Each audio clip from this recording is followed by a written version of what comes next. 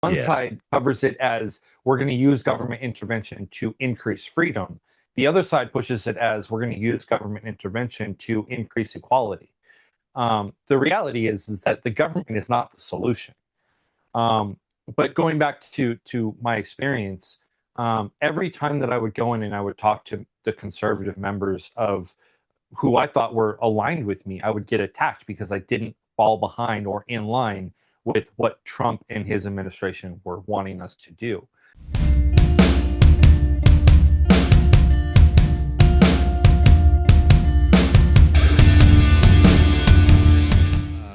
Today, my guest is Carl Able of Crayon Box Politics.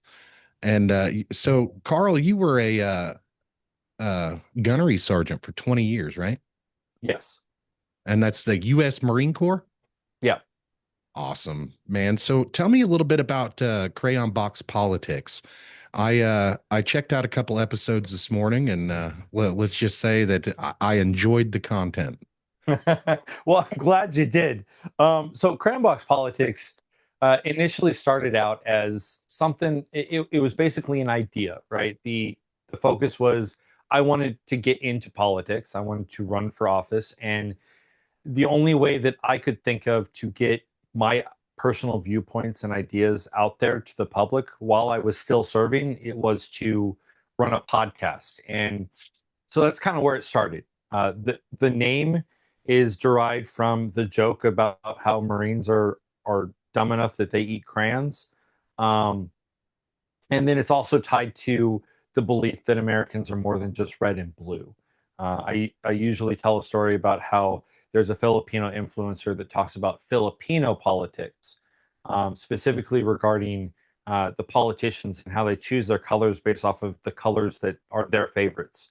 Well, in the United States, we run off of colors because you have the red and the blue, which is Republican and Democrat. And so the way that I looked at it is, you know what, we're not stuck in that binary choice. And so I took the joke about Marines and I took the Filipino influencers' ideas on crayon box politics and I merged them together.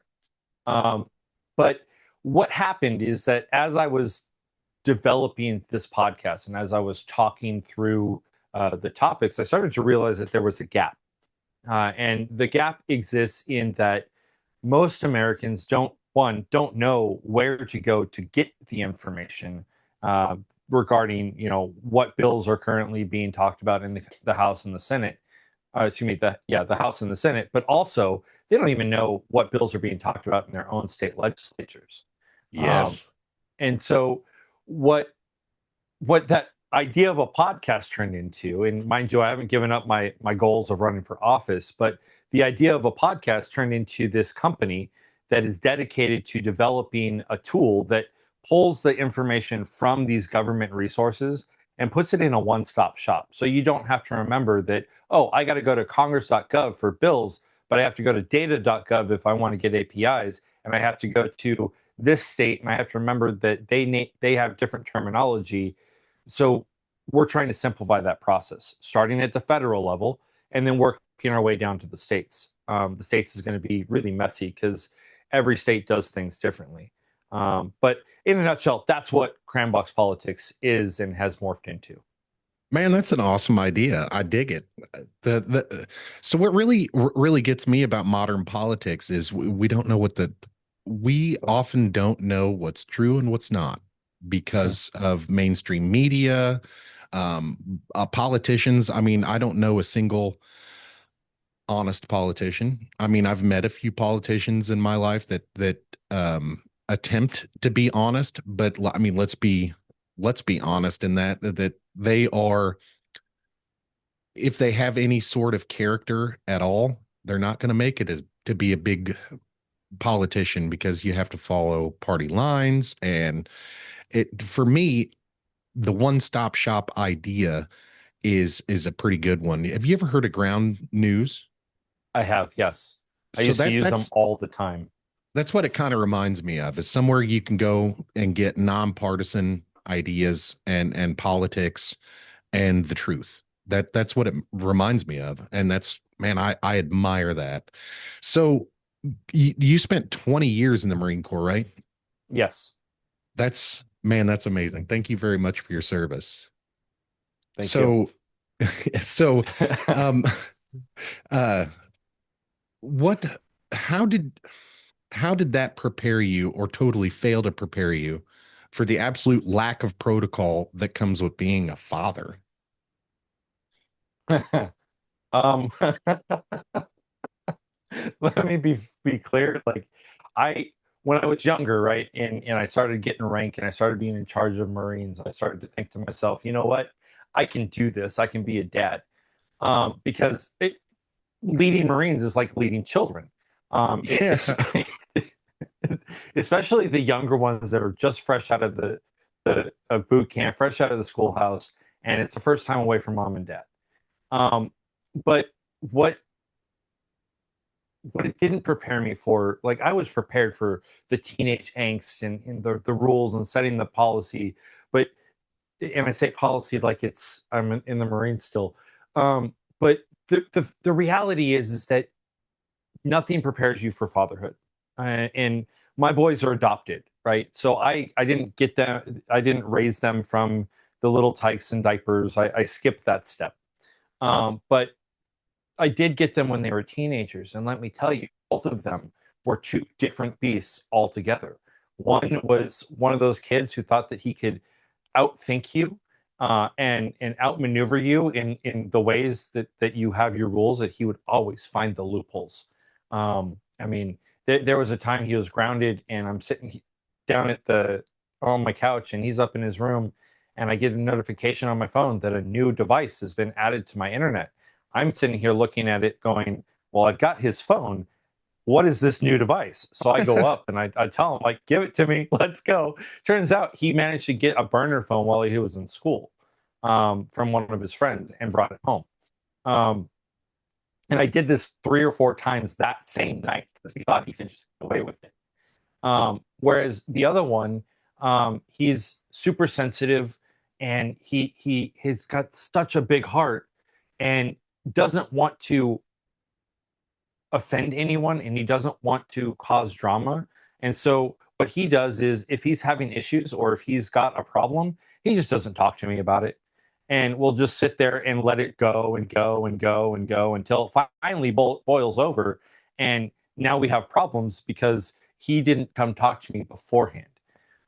So those things, like they don't prepare you for the differences and the nuances. And sometimes, you know, the way that the Marine Corps, the strict policies, the strict rules, they don't work when it comes to kids sometimes. And sometimes you got to figure out how to have that nuance. I think one of the best pieces of advice that I got as a leader was from a master guns. Um, and he told me basically, look, like there are some Marines that will thrive if you yell at them and scream at them and just jump down their throats every time they get in trouble. That's my oldest. And then there are some kids who will thrive if you just give them hugs. And that's my youngest.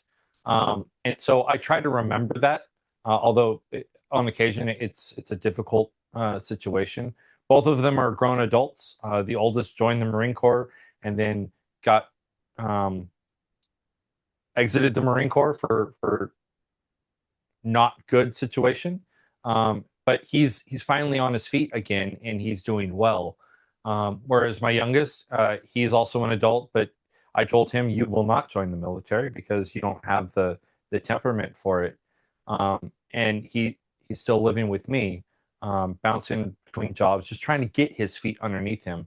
Right. So I think that that's the other part of the challenge of fatherhood is like, at what point do you say, okay, get out of the nest and figure it out on your own without feeling like you're abandoning your child? So that's where Man, I'm that's at a right now. struggle for that is a struggle for me. Let me tell you. My so my oldest boy is 21, almost 22, and when he left the nest, I was begging him to stay because I knew he wasn't ready. I knew he wasn't ready. And now when you talk to him now, I mean, he's fine. He loves his life and he is independent or tries to be independent. But as a father, knowing the hardships and struggles that I went through, it's difficult to watch your kids go through those same mistakes and same hardships. And I'm, here sitting here and I'm like, hey, I know the answer to your struggles right now. If you could just listen to me for like 10 minutes, and he's all like, yeah, yeah, I got it. I got it. I'm good. And nothing ever comes across. And he's one of those kids that has to kind of learn from experience. Mhm. And like, him and I have had a conversation or two on the podcast where he's actually said that, I needed to do it by myself because he's always had that backstop of mom and dad being there. And, you know, the struggles that he finds himself in more often than not now is just not knowing what to do when he hits difficult times. And that's where, the things in my life when I was younger, I was the same way. I had to figure things out for myself, and I knew everything and nobody could tell me anything. And then, here I am 40 years old looking back and I'm like, everybody was right. But Sounded so just like your dad, right? yeah, so it brings to mind the I'm more of the type of father that I go along to get along, which means I don't hassle my kids too much, as long as they know what their expectations are.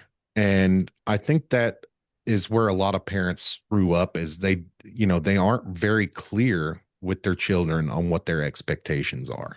And that's one thing as a Marine you could probably definitely identify with, because when you woke up at 4 in the morning, you knew what your expectations were. You knew what you had to do. And of course, there's surprises along the way to keep you on your toes and train you up, but you knew what you were doing for the day when you Mhm. first woke up. And that structure and the regimented way of doing things in the military, the reason why they do that is to teach you to follow orders. Don't question, just follow orders. They don't want you to think too much. So, Right. um, with my kids, I find that the regimented the structure of our lives, the more regimented, the more structure that they have, the better off they do. And I boil that all down to expectations. And if they know what to expect from mom and dad, they're never surprised. So go What ahead. I found, sorry, and so your story about your kid being the experienced learner reminded me of my son. My oldest, I would tell him, hey, I learned this lesson. Don't do it this way because this is what will happen. And he looked at me straight in the face and said, if I don't make the mistake, I won't learn. And I was like, all right, well, go ahead and put your hand on that burner. Um, but to your statement, like what I have found is that the structure is a fine line, because especially with my kids, if I apply too much structure, they rebel even more, and it just creates more hassle. Because like you, I'm a go along to get along kind of guy. So I just set expectations, and I tell them, hey, listen, these are the things that I expect of you, um, going forward, and so we progress from there. um, I like to say that I did a decent job, but you know I've made mistakes along the way. So you'd said that your boys are adopted. How old were they when you said they were teenagers when you were adopted them? Yeah, so my oldest was 16 when I adopted him. And he had, I don't want to give too much away about his story. I But he completely he was understand. You in, can share as much or as little as you want. yeah, he was just in a bad situation. And his brother, um my youngest, they're both biological siblings. He was That's also awesome that in, you kept them together. That's awesome. yeah, he was in one of those situations where he just didn't show up, didn't go home.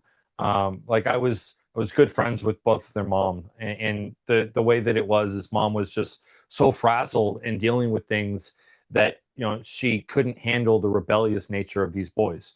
And so I said, "Give them to me. Let me put the drill instructor hat on for a little bit," and turned into me adopting them.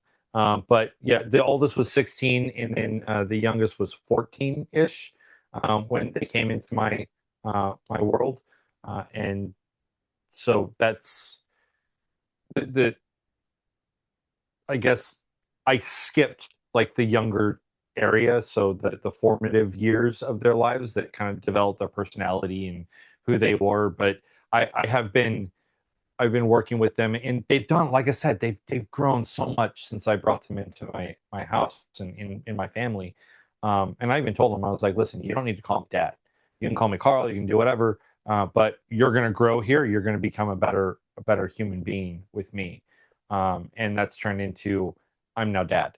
It was awesome when they called me that. That was like the highlight of my life right there. Man, so you skipped all the easy parts and you went right to the hard parts. Let me, man, Absolutely. my youngest is 6. So I have kids range. My oldest is 22. She'll be 23 in February, and my youngest is 6. So I have 20, let's see, 22 years of parenting experience plus, when I was a teenager, my siblings had kids. So I was nephew and niece and uncle and aunt, and we had an interesting family dynamic when I was a younger kid, and which translated to I've been a father since I was 17. So Mhm. you went from, you know directly into the hard parts because, like, I don't know, every day is a surprise with teenagers every day, and we set those expectations as parents, Mhm. but they forget that we need those expectations from them too. So it's kind of funny. Every day is a new day. Every day is a different experience. You learn things. I take pride in the learning right next to my kids. I don't like book work. I don't like, school work, but as far as like life experience and learning outside of the classroom, I'm all about that. But you went right into the fire with teenagers. Yeah. How did Um, so Go so let ahead. me tell you, like I've also got a stepdaughter. She doesn't live with me full time. I got married 2 years ago, and she was wonderful as a 12-year-old, as an 11-year-old. I mean, we got along beautifully. And now she's 14, and she doesn't talk to me but maybe 3 words when she comes down to visit on the weekends. Yeah, and it's not So that she's mad at you. She's not mad at you. It's just she's not you're man, that the age difference I think is what gets it. She doesn't think that you understand where she's at in her life, and it's kind of, kids don't know what they don't know. So it's all new to them. Every day is a new experience for them. They're like little sponges. And Mhm. so I totally get that. I was a stepdad as well. I'm through my first marriage. I got married when I was 18. And she had a couple of kids. And so I know all about that stepdad thing. And it's like you almost feel like you've done something wrong at the beginning of every day. And then Mhm. at the end of every day, you just want to go in there. Is everything okay? Did I do all right? And it's so funny. Why are you mad at me? Yes, yes. I have my 16-year-old. We don't see him very often. Like, he is in his room all day long. And when he comes out, it's funny because when he comes out of his bedroom, he expects like there's nothing else going on in the room, and everybody should just focus on him as soon as he walks out of the bedroom door. And it's like, hey, did you know that there was stuff going on when you came in here? And he's all like, but yeah, but listen, it's not about that. It's so funny. It's so funny. But Oh, you've talked about passing Marine Corps values onto your son, and specifically, you know, uh, what, where, so where, I forgot where I was going with that. That's so If I may, that th- this is going to sound cliche, right? And something that Lance corporals and PFCs roll their eyes about whenever you bring up the core values of the Marine Corps: honor, courage, and commitment. And like Lance corporals, PFCs, gunnery sergeants will roll their eyes when you bring this stuff up. But for me, like those values have been core in who I am. And those are the values that I try to pass on to my kids, both my boys and my stepdaughter, which is, have the honor to do the right thing, have the honor to know that what you are doing not only impacts you, but it also impacts the people around you. And that when you are out there in the world, you're not only representing yourself, but you're representing your family, because that first name is you, but the last name, that's us. And so when you go out and you bring a bad name to yourself, you're putting that badness on us as well. So have the honor to have the self-respect, to to understand that your actions affect more than just you. Have the courage to do the right thing, even when no one's looking. Like sometimes yes. you're sitting at a stoplight, and you're like, this light is red. There's no one coming. It's the middle of the night. All I got to do is step on that gas. Don't, because doing the right thing at all times is paramount. Um, and doing the right thing even when it feels wrong. Don't be afraid to do that right thing, even if it causes you adversity, because at the end of the day, right is better than wrong in the temporary situation. And So then have the commitment not only to yourself, but to your family, to your community, to follow through on your word. If you give your word is law. And if you say I'm going to do something, you do it, and you have that commitment. Because at the end of the day, those three things, those three values, are going to make you an infinitely better person in your judgment, in your decision making process, and in the way that you live your life. So that's kind of what I push on my kids. so my wife is my editor, and I'm sure she's watching this right now. Where have I heard that before? You know, so I'm the same way, man. Integrity means a lot to me. I grew up very poor, and for me, it's more about value, right? I mean, without our integrity and our honor, what do we have really? At the end of the day, we don't have anything. All this shit can go away tomorrow. What we have is our word, and our word is our bond. And that having boys really, um, you got to stress that point to them, because they're always wanting to do it their way. They're always wanting to have fun and be adventurous and take risks and everything. And that's all good. That's all great. But without integrity, what does it mean? Without honor, what does it mean? Yeah. And and this is a struggle, right? Like every day I have to, remind my kids of this. Our word is our bond. That's all we have in life. And if you say you're going to do something, you do it, whether you want to or not. And if you don't want to do something, if somebody asks you to do something and you don't want to do it, be honest with them. Because if you show up and you're only half into it, you're going into things half-heartedly, they can feel that, and they'll be insulted by it, or their feelings will get hurt. Just be honest. If you don't want to do it, be honest. And it really stresses that point that as people, we don't really have anything. We all end up in the same hole in the ground when we're done.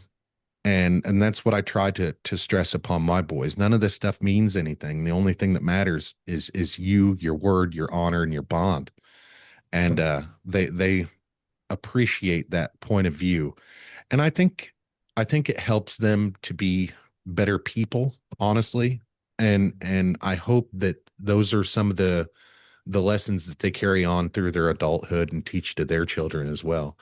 Because with Crayon Box Politics, obviously that honest people are rare these days, and Mhm. and it sucks. So I mean, what do you think about You recently did a video why you left the GOP. And that is very interesting to me. And I was listening to that because I went the opposite direction. I started out as a not really a liberal, but more of like a libertarian. I have some very weird views, I guess. I would consider myself like politically homeless, is what I would say. Um, but I lean more conservative these days. The older I get, the more conservative I get. And I don't know how to explain that to people other than tradition, and the reason why I believe the way it is I do is because I can see how politics are ruining people's lives, and so I really don't like the government intervention in every aspect of our lives. And so that's where I'm going more conservative the older I get, because I don't want government to be involved in hardly anything. Right. So me leaving the GOP, it was a hard thing for me to do because really what I wanted to do is I wanted to leave the parties altogether, right? So like you, I consider myself politically homeless, but I had to align because of my political aspirations. I've got to align with one party or another. And for me, And that's the a sad GOP, truth. Let's just say it. That's a sad truth, man. You, right? you have to align with one side or the other, because if you go right down the middle, you'll never win. Right. And so for me, looking at it, right, I attempted to be a Republican with anti or non Trumpist views. And I would call myself an anti-Republican MAGA, or excuse me, anti-MAGA Republican. There we go. That's the right order. Um, but and I would go in and I would talk about conservative values and I would get attacked, right? To the point, like you said, you don't want the government to be involved in our day-to-day life. Well, neither do I. And yet the GOP is allowing for rules that are going through that impact transgender Americans and their ability to get the care that they need, Yes. to that impact parental rights because parent the GOP is all about parental rights as long as, and then you follow specific tenets, right? So as long Yes. as it's Christian values, as long as, right, we want the Ten Commandments in schools, but heaven forbid someone wants to talk about the Quran in that same school because that's not okay, and separation of church and state. And so what I started to realize is that, both sides push a lot of government intervention.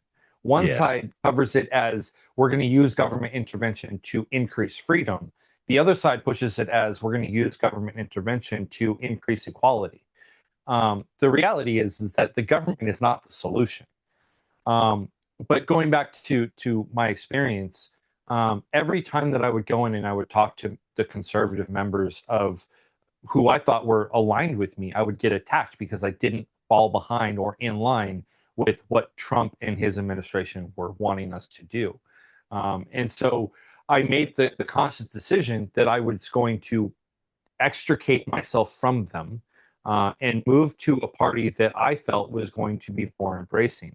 And I say that because I've been to the protests, I've been to the rallies, and when I interact with the Democrat side of the spectrum, I usually get more people that embrace me and my ideas, even if our fundamental, like our core ideals of government intervention are not necessarily aligned. Um, we generally get along a lot better. Now that hasn't always been true, right? Democrats have not always been the party of tolerance. Um, Well, and in my experience, my experience has been completely opposite. I'm welcomed with the conservatives and Republicans, and I am cast out of the I call them lefties, but the Democrats and progressives. I that's it's very strange how, like, where are you? You're on the West Coast, right? I'm on the East Coast. I'm actually East in Coast. Eastern Okay. North Carolina. Yeah. Okay, my bad. My bad. I don't know why I was thinking West Coast. I was thinking Arizona for some reason. Uh, but so it's very strange how I'm here in the Midwest and I'm Missouri specifically, and you're in North Carolina, and we could have the two opposite experiences. And I talk to a lot of people all over the country that have the same experience that I did, that their ideals, my ideals didn't shift. I've been the same, since I was in my early 20s. My ideals didn't shift. The left went farther left and the right went farther right. And the more that happens, the more center I become. And it's just wild to me that I couldn't even imagine walking into a conservative type place and them not being accepting of your ideas, except if they are against what the administration has deemed important issues. And that's the only thing I can, like, if you're human rights are a very important thing, especially here in the United States, but I'm like a constitutionalist. If it's not a constitutional right, the government has no business being involved. And that's where you had mentioned trans rights and gay marriage is a great example. I don't think the government should be involved in that. I don't think it should be, the government shouldn't have an opinion one way or the other whether gay marriage should be legal. The government shouldn't be in the marriage business. And the only reason they are is to benefit themselves through taxes, and Mhm. that's pretty much the long and short of it. But that's wild to me that you had an experience like that with the conservatives. So when you left the GOP, did you find it? Did you get a lot of hate for that, or was it very an easy transition? Because I know you're like a registered Democrat now. um, it, a lot of the hate had already hit me before I left the GOP. Um, and I mean, I wrote a blog to kind of like refine the idea that I gave in my podcast. Um, but you talked about human rights and stuff like that. And what I'll say is, I agree with you in the constitutionalist mindset. The government shouldn't be involved in a lot of these things, but they are, right? And so when it comes to marriage, full disclaimer, I'm a gay man. I'm married to a man, and I served under Don't Ask, Don't Tell. And the point I'm trying to make here is that my experience in those areas allowed for me to see that should the government be involved? No. But is there are there points in time where the government needs to protect the people? Absolutely. And so when it comes to marriage, as a gay man, you could live together with your significant other before marriage equality became a national thing. But you couldn't buy a house together unless you were Right, married. right. You couldn't do a lot of the things unless you were married, right? And so the government had to come in and be like, listen, marriage is marriage, period, right? Now, if we talk about it from a religious point of view, like marriage as a religious institution, that's a different conversation, Yeah, right? and the There, government has no business being separation of church and state, right? I right. mean, oh man, this is one of those conversations that can go way downhill way quickly. I just want it for the record. I think marriage it should be equal. I don't care who marries who, or I just don't think the government should be involved. And since they are, I am more towards the let people do what they want. Like Mhm. you can't control who you love any more than I can control who I love. And my wife has been holding me captive for like 20 years. So it's one of those things where it's man, and here's another thing. I love. I I'm a sucker for love stories. I am I'm all about people loving everybody, one another, and I've always been that way. And so the more we can get the government out of that aspect, the more I like I like it because, who wants to get together and fall in love and then defend that to their government, you know? Like Mhm. I'm sure that you love your husband, otherwise you wouldn't be married. Um, what business is it of the government's what you do in the private in the privacy of your own home? It doesn't make sense to me why they're even involved in the first place. But like you said, since they are, we have to ensure fairness for everyone. Right. And so what I'd say, and this is, I'm not trying to like derail you or keep this topic going, Oh no, because you're I fine. do You're know fine. it can absolutely go negative. But what I'd say is when the fight was going on, right, I was a proponent of being like, all right, well, if we have a problem with the state recognizing same sex unions, because it's against religious institutions, that's fine. Then let's rename what the state recognizes as a union. Instead of Right. calling it a marriage, let's just call it a union.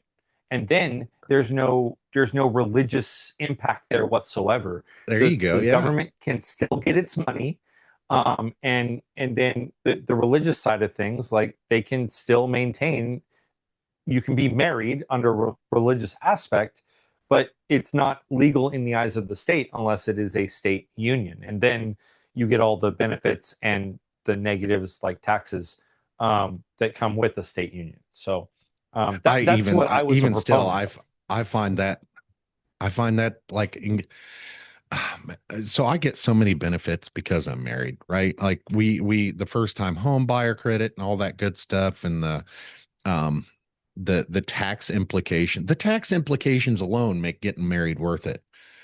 But here's one: health insurance, right? Like you in the Marines, you've got decent health insurance. Your husband decides he wants to be a stay-at-home father or stay-at-home dad, and now he doesn't have health insurance because you guys can't be legally considered, you know, married, and it's Mhm. wild to me that that stuff happens. There should be like boxes you can check. Like I don't understand why it has to be so difficult to live your life, and the more regulation that we put into it, the worse it gets. And I don't even think that this shouldn't even be a debate in 2026. You know what I mean? It shouldn't Mhm. even be like I don't I really find it. Ben Shapiro's got an excellent opinion on this. It's just government shouldn't be in the business of marriage, period, because of things like this. You know, it I think everybody should have the same rules. Like you said, if we could just label it a union, I don't think that's right because like you guys, for all intents and purposes, you're married, right? Yes.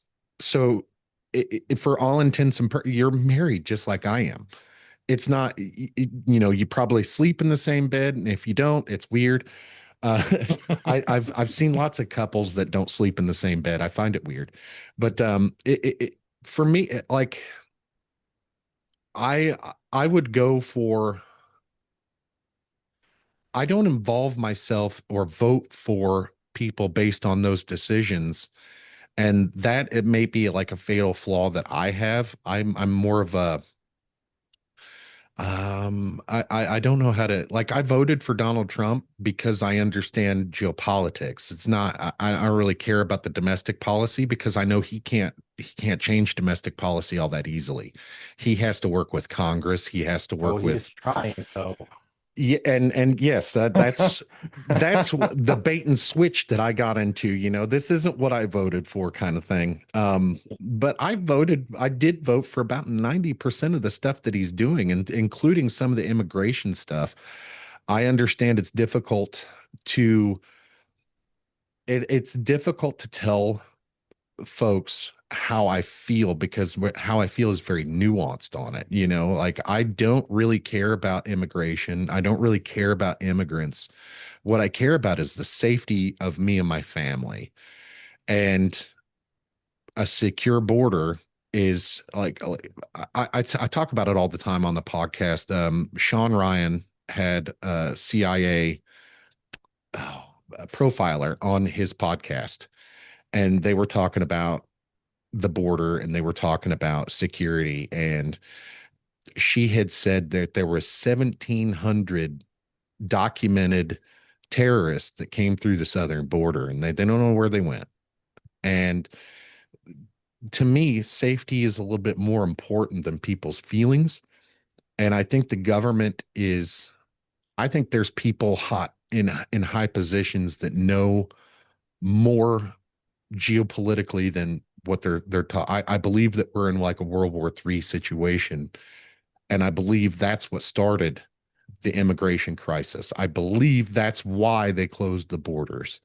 Is, this weekend we were, before we started recording, we've had an eventful weekend. United States struck Venezuela and went and captured Maduro. And regardless of how you feel about it, there is major geopolitical implications to what happened this weekend. And I'm all about it. I'm all about defense. I'm all about security, but mainly I'm all about preventing what I think could be the biggest war we've ever seen. And I think that goes into a lot of what's going on geopolitically is trying to stop or prevent something from blowing up into something bigger, and mitigating the cost of that.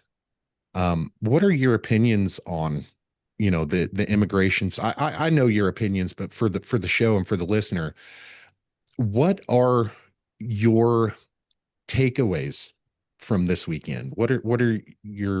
Um, what are your thoughts on what happened and where we're going next? So I'll lead with this, right? Process matters, full stop.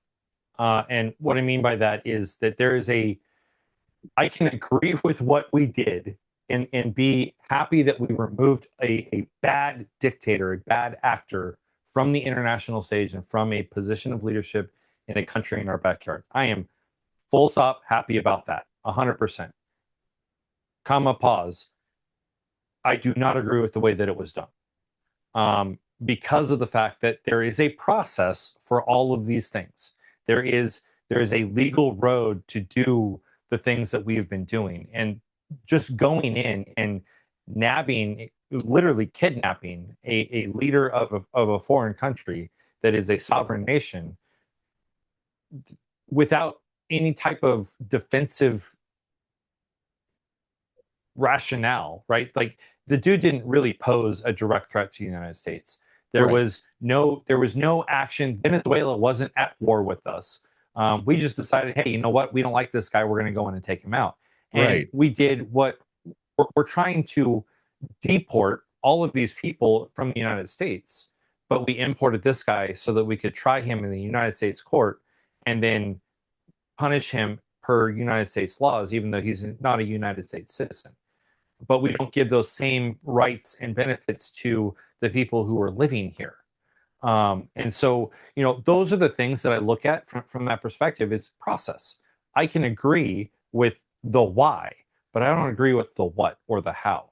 I mean, you can look at just on Monday, there was the United States, excuse me, the United Nations emergency session where China and Russia joined our allies, Canada, Great Britain, Denmark, in denouncing what we did, right? Our biggest foes on the international stage joined our allies to denounce what we did as a nation.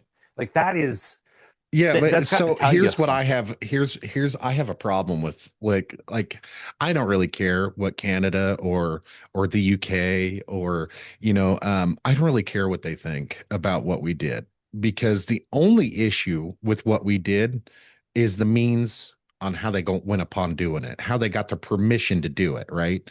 And how they got the permission to do it was lying. They called it a police action instead of a military action. That's essentially, but Mhm. either way, if Trump had went to Congress or not, it would have happened. And Right. and A our hundred our percent. allies, our allies, what like listening to the UK and all these people come out and denounce what we did. And it's like, well, what the hell, what difference would it make to you? Because the only thing that like we did wrong, maybe, possibly, was we didn't go to Congress, and that was it as far as they're concerned. So are they worried that a strike might happen to them without congressional approval? I mean, if that's what they're upset about, I get it. But if they're upset because we just went in there and stole somebody, like I don't think any of them have the room to complain about it, So I think what especially they're not China upset and Russia. I think what they're upset about, especially our allies are upset about, is that what we did signaled to China and Russia that it was okay to do. Because Well, we they're are already the they're already doing that. well, they haven't got Russia hasn't gone in and taken Vladimir Zelensky, They've right? They haven't tried. actually. They tried. You're right, but they didn't do a surgical strike like we did. Like they tried to push all of Well, they their didn't do a forces into surgical strike Ukraine. like we did because they can't. Valid. So the United States military and CIA had total, complete control of all so they had all domain dominance within 20 minutes. And Russia can't do that, neither can China. If they could do that, they would. Like, there's nothing stopping them. The international community is not stopping anybody. The international community didn't stop us. For the three biggest countries in the world, China, Russia, and the United States, politically and militarily, we kind of do what we want. And we're not even signatories. We weren't signatories to the Geneva Convention for a long time. And there's still a lot of these international based rules that we're just not signatories to. We don't um when you're the biggest kid in the sandbox, you don't worry about stuff like that. And China and Russia, they don't play by the rules. So here's my question to you, right? We talked about the core values in earlier in the show, Right. right? How does the we're the biggest kid in the sandbox. We don't play by anyone else's rules but our own. How does that align to our values, right? Is it the right thing to do to Well, that's go the way into we've been for 250 years. It aligns with our values just fine. but Being honest about it doesn't. does it align with honor, courage, commitment? That's the Yes. question, right? Like Being I honest don't about it, like I think it would if we were honest. So if we were more honest about what we were doing and why, I think it would be accepted better than what it is now, because at least we're not trying to hide it.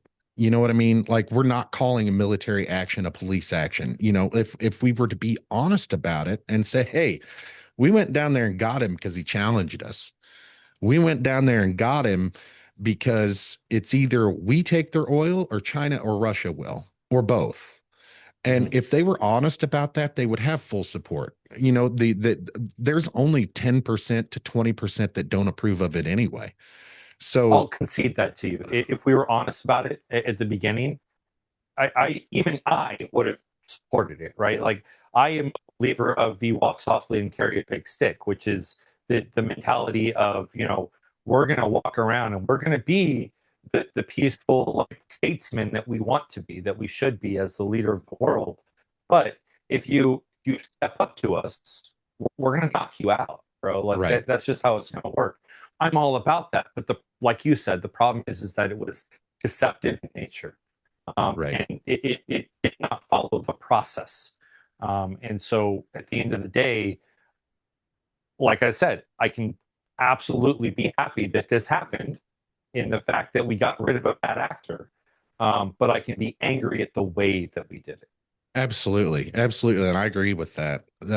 Where I am with there is also precedence for what happened that's been done before. I can't sit back and say, well, it gives Russia and China permission to do it, so we shouldn't do it. Russia and China doesn't need our permission to do anything. They don't need the international community's permission. Putin didn't have anybody's permission to invade, Ukraine.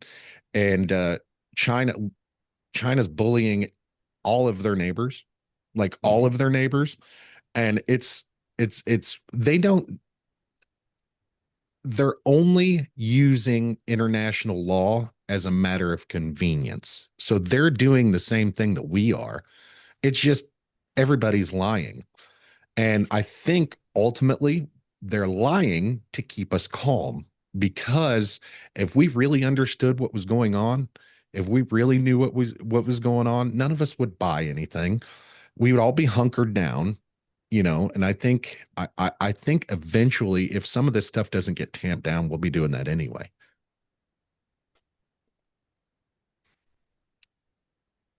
Yeah. Um,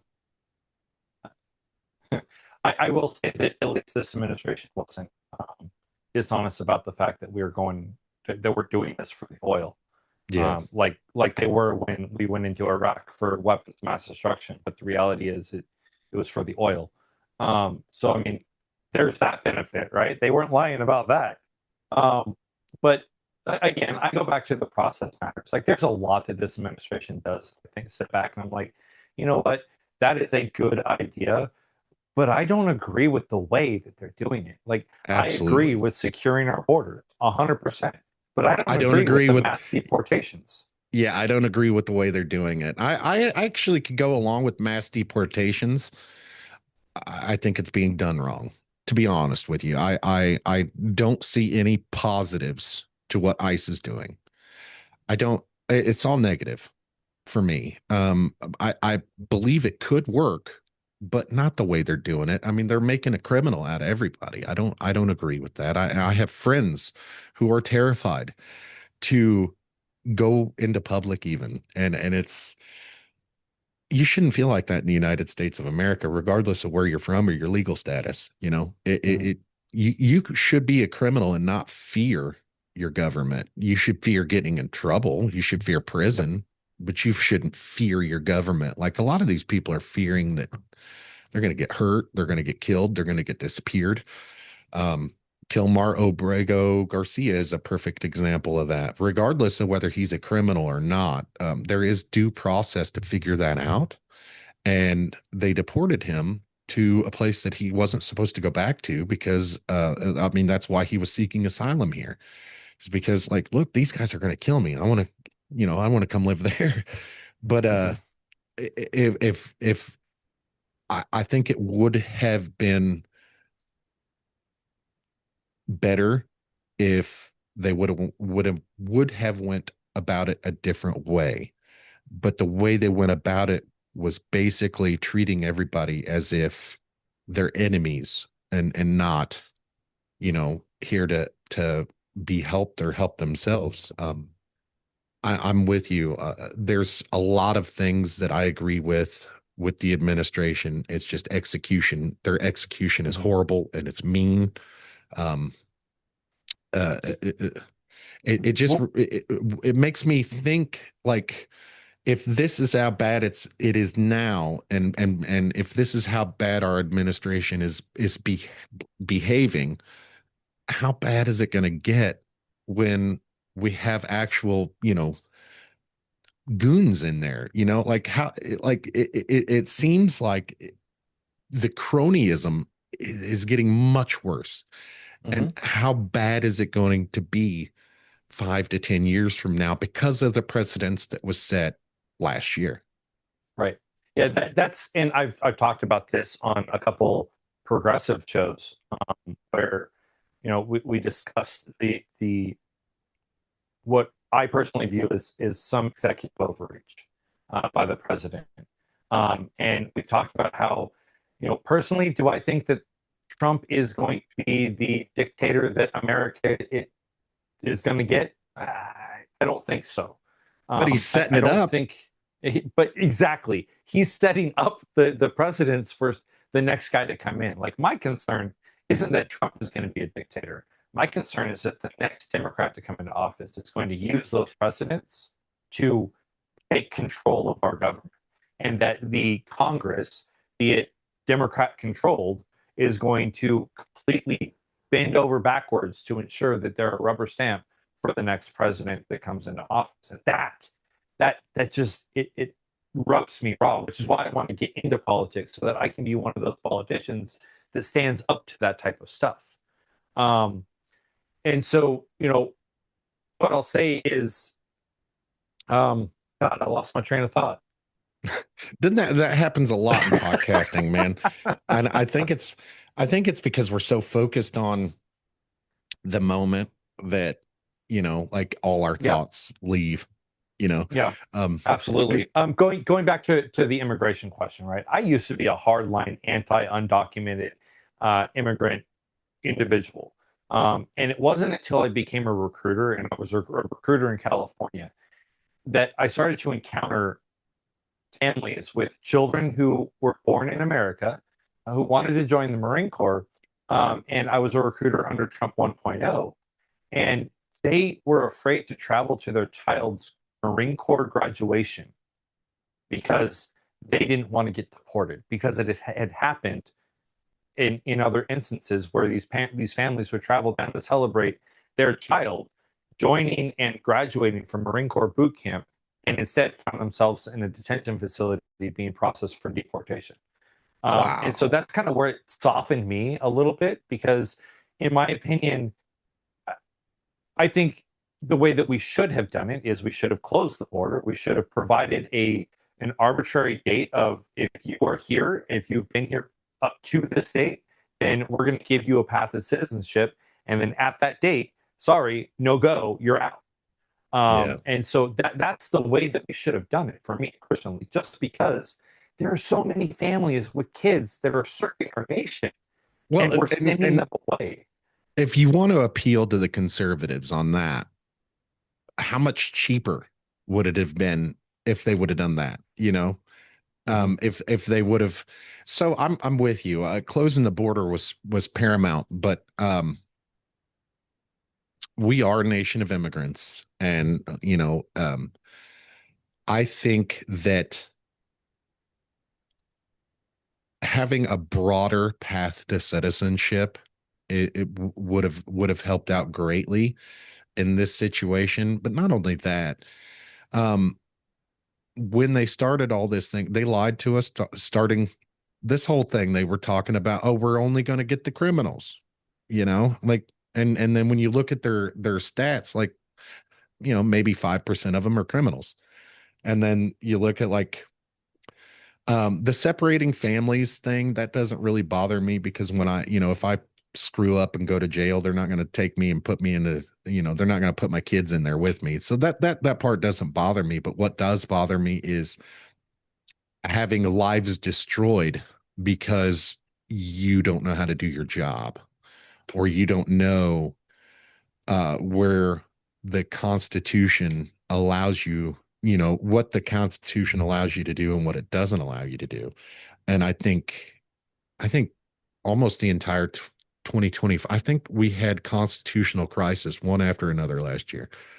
And it Yep. was seeing it play out, and I didn't have like the voters remorse, like, oh my God, I voted for this guy. And I didn't have any of that, but I just had, um, well, that'll be the last time that I trust someone in that position to to affect the way I think about things, and to um my honor. We were talking about this earlier. My honor and my word means a lot to me. And am I sorry that I voted for Donald Trump? Am I sorry that he's president? No, absolutely not. But do I regret a lot of the things that he's doing? Probably. Yeah. The immigration thing is one of them. And I still to this day justify it in my own head. Security. Mhm. And that's basically how I stomach watching it on television, or because I really don't think it's as bad as mainstream media makes it out to be. I watch a lot of independent media. I watch the protests and both sides, right and left. I don't see it being a very big issue, because there's cameras on it. I don't Mhm. see it. There's a lot of attention on it. There's a lot of cameras, but when you zoom out, it's not like Portland, Oregon is a perfect example of this. They made national news. for the ICE protests. The news was there every day, but if you zoom out from those cameras, there was like 50 people there. It Yep. wasn't that big of a deal at all. The Los Angeles riots, it was a protest, and the damage that happened was confined to like 3 blocks. It was, and you know how big Los Angeles is. Yep. And that, watching that is like, okay, I can deal with this because there's a very small population of people that are actually affected, and they're, I can handle that. But what I couldn't handle was the news of people being arrested that didn't do anything, or you had mentioned this in your podcast with your friend. um, the uh, they can stop you and ask for papers based on the color of your skin, Yep. and that upset me to hear about that, because like That was a Supreme Court ruling like that. and that was wild to me, because and then I was like, well, how many Republicans are on there, like Hmm. it's a majority, and it's not, the Supreme Court is not supposed to be doing the bidding of the president. That's not why they're there, but that's what they're doing. And the Supreme Court is stacked, and I hate that. I hate that it turned into partisan bullshit, and eventually, like, have you ever seen The Handmaid's Tale? Yes. That's what it reminds Yes. me of. That's exactly what it reminds me of. And I'm not a religious guy. I'm not at all. But the show and the book wasn't even about partisan politics or anything like that. It was about authoritarianism. Hmm. And this gives them a path to do these kind of things to us, and we're just going to have to live with them because we can't fight them. I, I so the path of recourse that we have would be through our Congress. And the unfortunate thing is that our Congress isn't doing anything right now. I mean, the Democrats are feckless because they use the excuse of, oh, well, we aren't in power right now. Well, then reach across the damn aisle and work with your conservative counterparts, because I guarantee you that there's Amen. Republicans over there that don't agree with what's going on either. And maybe make an effort to be bipartisan instead of just sitting on your side of the house saying, oh, there's nothing we can do because we're not in charge. Well, then at the end of the day, everything that's going on is your fault.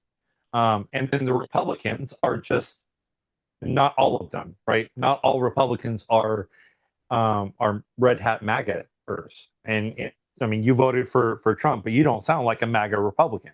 No. Um, so I mean, like there are Republicans out there that are capable of seeing and understanding that these norms that we're plowing through probably shouldn't be plowed through and probably shouldn't be paved over. But they refuse to break from party tradition or party lines because they're afraid of losing support from their base. And so at the end of the day, we have this polarization that really isn't polarization. It's just people in leadership that are thick-headed and unable to think outside the box. So I point again, that out to a lot of people.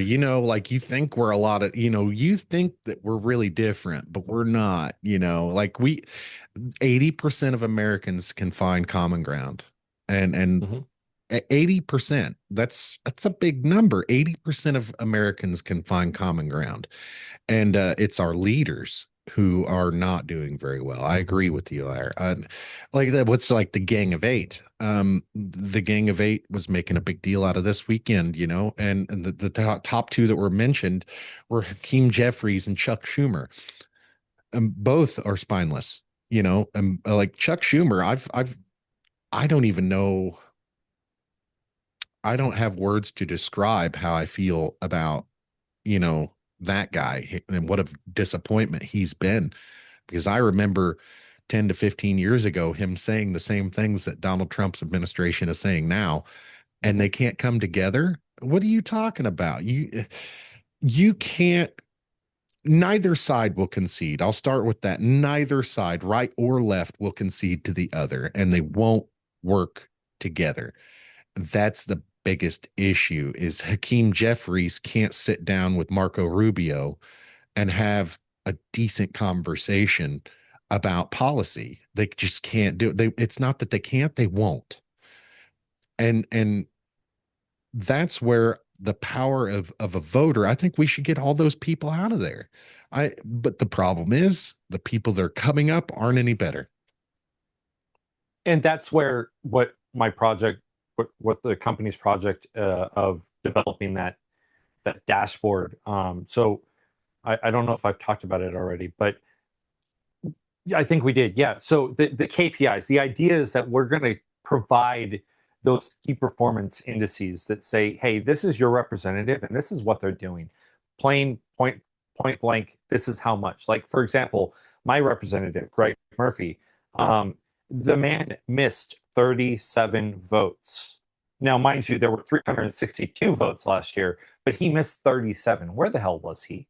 Like, why weren't you in your seat doing your job?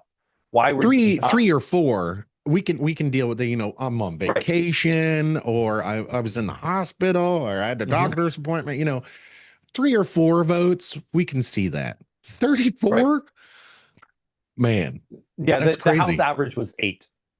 So I mean, there's a huge difference, right? And but that's why we're building this so that we can actually provide just the data, like the raw numbers that say this is how your congressman is performing. Because when you look at the congressional approval rating, it's down in the dumps, like 20s, 30s, like no one approves of them. But when you break it out and you look at the individual representative or the individual senator, everyone's like, oh, I love my senator. It's not my senator. It's not my representative. It's everyone else. Well, here's the data that says otherwise. Like maybe you should vote for someone else. So that's kind of why we're doing that because again, there's that knowledge gap, that information gap that says, is your representative really representing you, or are they just blowing smoke up your ass? Right. Yes, and I can appreciate that too, because like one thing that really pisses me off, and I think we need to change it, is all these bills that nobody knows anything about. Nobody knows what's in those bills. Nobody reads them. As not even the politicians that sign this shit into law. That I think there should be a law on the books somewhere that all of these bill it should be one issue at a time. And I understand it's time consuming. I understand, but that's literally your job. That's literally all you have to do all day is to discuss policy and enact changes. That's what we pay you to do. That's what your job is. Your job is not to sit around and dictate to us what we should feel and what we should not feel, or what we should believe and what we shouldn't believe. The fact that so much pork gets passed in these bills because nobody's got their eye on it is absolutely wild to me. How the one big beautiful bill That that Marjorie Taylor Greene didn't read when she voted yes for it. yeah, that's what I'm talking about, man. That's what I'm talking about. Is the fact that they got this one big beautiful bill, and the justification for that one big beautiful bill was because they had so many issues that they had to get it all done, and this, that, and the other thing. But the problem is there's lots of issues in that one big beautiful bill that should have been individual. They should have been debated. They should have been, openly debated. They should had. There's things in there that completely undermines um, budgets for certain, just to kill them. Just to kill these Mhm. programs, they're undermining the budgets for them. Instead of just killing the program, they're Yep. killing the budget because they can't kill the program. So, And it so, passed so because they were all um, basically threatening one another. right. If you don't do this, we're going to do this, and if we don't do this, you're going to do this, and it was wild to watch. And to get nerdy on you, the reason that it was all put into a one big beautiful bill, I hate that term, but one bill, is because of the fact that they were trying to pass it through budget reconciliation rules, so that they didn't, in the Senate, they didn't have to get a 2/3 majority vote, because they knew that it wouldn't have passed if they needed that 2/3 majority vote. So the reconciliation allowed them to do a simple majority. But to your point about bills, I've got the number there. Between 13 and 16,000 bills were introduced last year. Wow. Wow. And about half of them were important. The Yeah, other right. half were Not even half, not even a third of them made it to the debate point. Like they all just kind of sit there in the ether and they wait. And then they die and then they get reintroduced the very next year or the very next session. I think Congress is way too big too. I think that's an issue. I don't know how to fix that because then you start taking away representatives, and then places like Missouri doesn't have any, whereas California has 27 or something. It's wild. 52. Yeah, fifth. Wow, Yeah. wow. I didn't know that. That's pretty. Yeah. That's pretty crazy. But yeah, I would love to see something in writing that says we have to separate these bills and issues uh because of things like the one big beautiful bill. I there's a lot of stuff in it that I'm just indifferent about, but there's a few things in there that I like. I haven't read the entire thing. But basically the the way I understood it is there's a lot in there that bets on America. Yeah, it bets on America doing well. But if we don't, we're screwed. Mhm. And that it worries me. It really worries me. But to move on to something else, like back to fatherhood, these are the things that I worry for my kids. I worry, I really, really worry about what kind of country that we're leaving for our kids. And right now, the violence is it's heartbreaking in a few different ways. To number one, it's heartbreaking because I have empathy for the people that are going through the violence. I have empathy for some of the perpetrators of the violence. I have, but I worry that the more violent, like when's it going to stop? Where is it going to stop? How far is it going to go before we as a people and stand up and say, I've had enough. I've had enough. I can't take any more of this violence. When is it? When is America going to stand up and say no to these things? When is America, our citizens, going to stand up and say, let's take our country back? I really worry about the future for my kids. Yeah. So I would say I have those same concerns, but I also look at it from the perspective of my both of my kids, right? My oldest is he's a red hat wearing Republican. Um, and he and I are able to have conversations despite the fact that he's a red hat wearing Republican.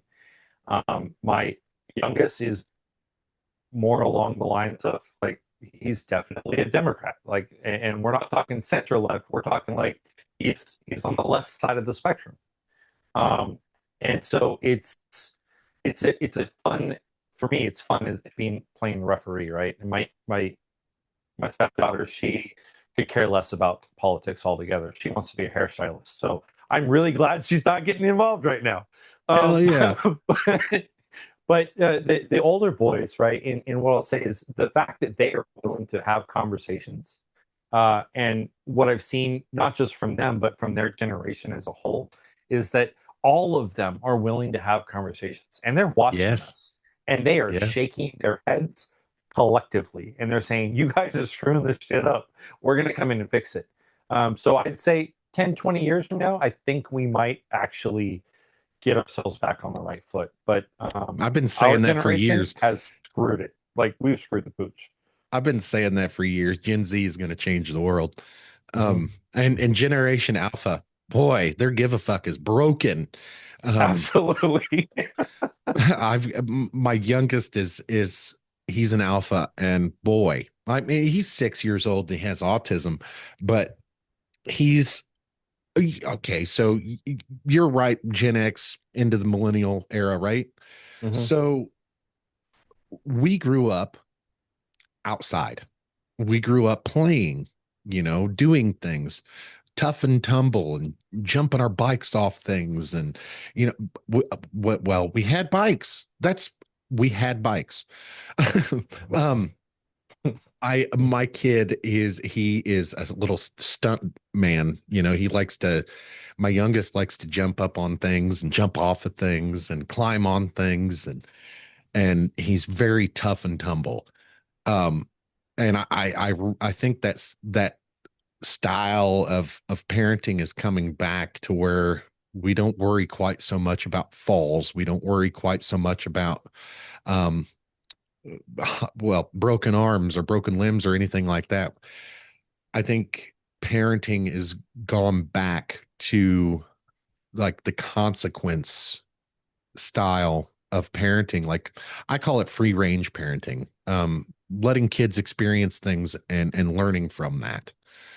Uh, I see a turn back to that. And it started with Gen Z, but Generation Alpha, man, I know a lot of Gen Alpha kids, because like you walk into the school, there's the kindergarten, the first grade, second grade. These kids they're kids again. It's wild. It's great to see, and I have a lot of faith in Gen Z and Generation Alpha. What I don't have a whole lot of faith in is their leaders coming up. And I think that may be where we get the big change in how things work in the world. Hmm. Yeah, it's a wait and see moment. For those of us like you and I who are willing to have conversations, we may not agree on everything, but the fact that you and I had a very good conversation today, um, we need to keep doing this, right? And I Absolutely. think that if we keep doing this and we start to spread this, make it viral, right? Make it so that everyone is having these conversations. Yes. I think what we'll see is that we'll be able to bring things back to the way that they should be, which is common sense political discourse that is in a direction that is productive and not in a direction that's destructive or regressive. And I think that's the bottom line, right? Was that we can talk to each other. A lot of our older, a lot of the geriatrics in Congress and in the government, the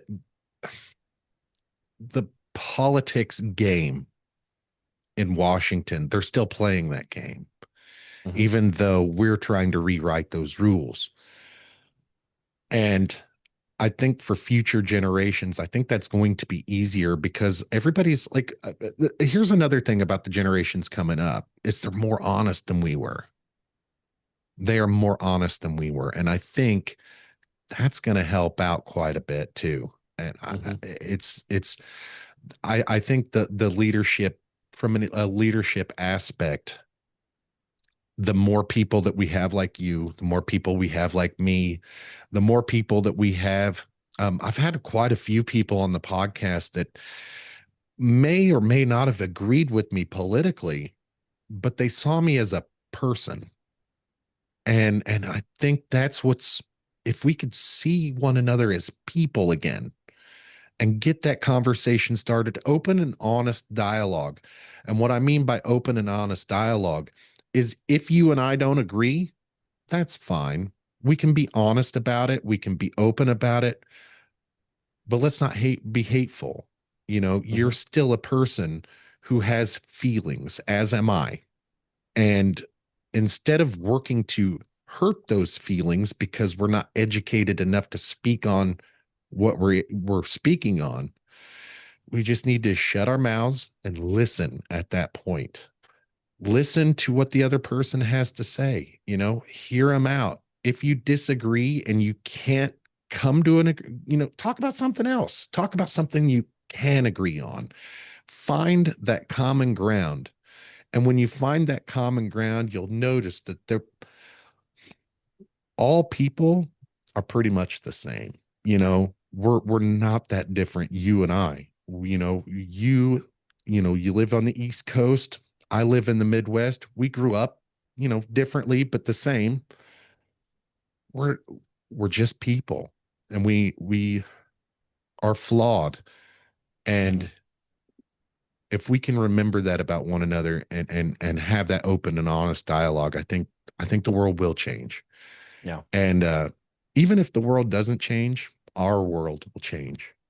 Mhm. So with that, man, Carl, it has been a wonderful conversation. I'd love to have you again on again in the future if you wouldn't mind. Yeah, absolutely. Maybe we can get you on my show. Absolutely, I would love that. I've been a guest on one or two other podcasts, and it always works out well. I love doing this, and I'll tell you, the open and honest dialogue is really why I started this whole thing, because I love to talk. I love to talk to different people. I love to meet people. But being in Missouri, I don't have a whole lot of people close to me. There's a lot of people I talk to out on the coasts on the podcast, and I can't physically get them here. So that's why I started, is because I love talking to people, love meeting people. I've met so many people that I wouldn't have met otherwise without the podcast. And some of those people have become my closest friends. So I appreciate you coming on, Carl, and I would love to do your podcast in the future. And again, that is Crayon Box Politics Podcast. And where can people find you, Carl? Yeah, so we're on all your podcasting platforms to include YouTube. And if I can correct you just a little bit, the podcast is called Crayon Box Weekly, Okay, um, okay. which is different from the actual company. And that's a recent change. So I apologize for the No like worries. we made it halfway through last year, and I was like, Crayon Box Politics Weekly is really wordy, so let's shrink it. So Crayon Box Weekly, and it's on any of your favorite podcasting platforms, or you can find it on our website at crayonboxpolitics.com. And yeah, you can read our blog there and everything. So Awesome. So crayonboxpolitics.com yep, and then Crayon Box Weekly podcast. yes. And you can find that podcast on any of your podcast platforms, wherever you listen. Are you pushing people towards YouTube, or are you just not worried about it? I'm not worried about pushing any direction. Like we have YouTube up, but I haven't figured out how to unlock the algorithm. Me either. So I just put videos up there and hope they do well for right now until I can figure out how it works. That's pretty much what we're doing. So we have like 600 some subscribers on YouTube. We've got a very large, not very large, but we've got a pretty good, decent sized following on other platforms. And none of our videos, our videos don't do well. And I think it's algorithmically connected. I think we, instead of writing out, clickbaity titles and stuff like that, I just, we do the show notes, we do the title and all that good stuff, but we don't do the clickbait and the discoverability and the searchability. And we have traction. We've got a lot of traction on Apple, and I don't even know how to check the metrics on. I don't even know how to open it up or anything. So it's one of those things that is it's I like to push people towards YouTube, but because I'm on YouTube all the time, and that's why I'm like, hey, go check us out on YouTube, and it's also easiest. When people are like, hey, where can we find you? I'm like, everywhere where you can find your podcast, but I prefer YouTube. Go watch us. Right, right, exactly. Awesome. All right, folks, you can catch us again next week. I'm not sure. I think this will go out on next Tuesday. For you folks, that won't matter too much for you, but we will see you again next week. Thanks for coming and hanging out with Carl and I. You can check out his podcast. It's Crayon Box Weekly. any of your podcast platforms. And also check out his website, that it's crayonboxpolitics.com. All right, Carl, thank you very much for hanging out with us. We'll see you guys next time. Bye. Thank you.